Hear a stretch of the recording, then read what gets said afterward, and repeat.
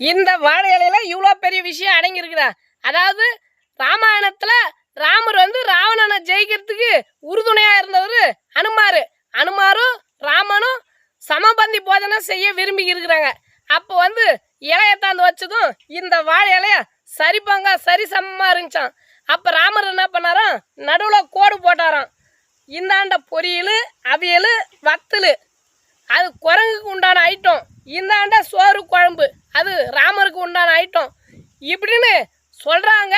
அதாவது இது வரைக்கும் நீங்கள் சொன்னதை நாங்கள் ஏற்றுக்கணும், இது எங்களால் ஜீர்ணிக்க முடியல.